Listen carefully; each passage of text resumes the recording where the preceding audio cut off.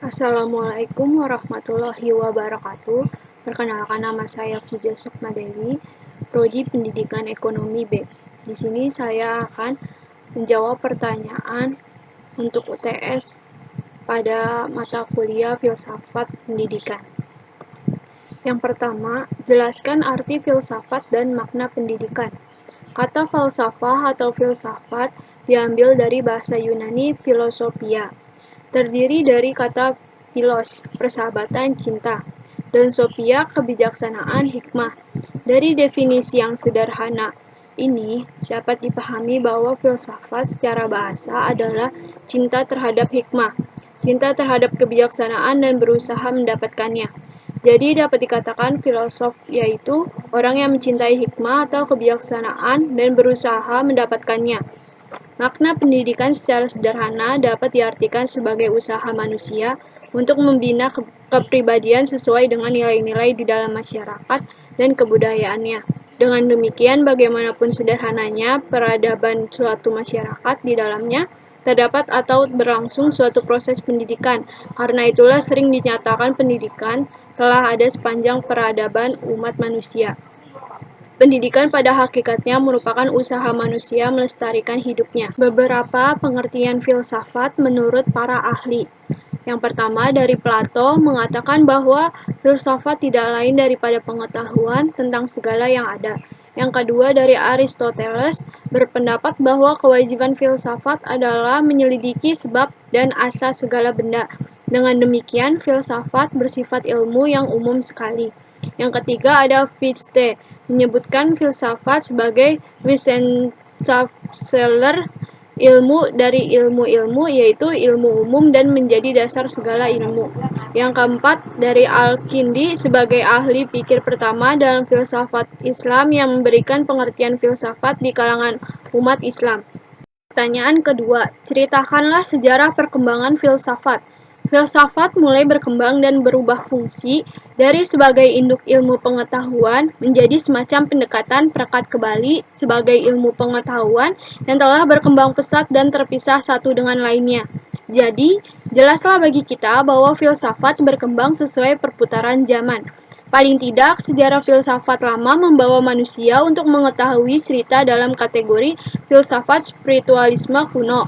Kira-kira 1200 sampai 1000 sebelum Masehi sudah terdapat cerita-cerita lahirnya Zarathustra dari keluarga Sapitama yang lahir di tepi sebuah sungai, yang ditolong oleh Ahura Mazda dalam masa pemerintahannya Raja-Raja Ahmania 550 sampai 530 sebelum Masehi.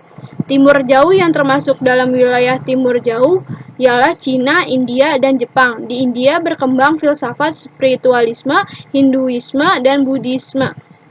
Dalam sejarah filsafat, Socrates adalah salah seorang pemikir besar kuno yang gagasan filosofis dan metode pengajarannya dapat mempengaruhi teori dan praktik pendidikan di seluruh dunia barat.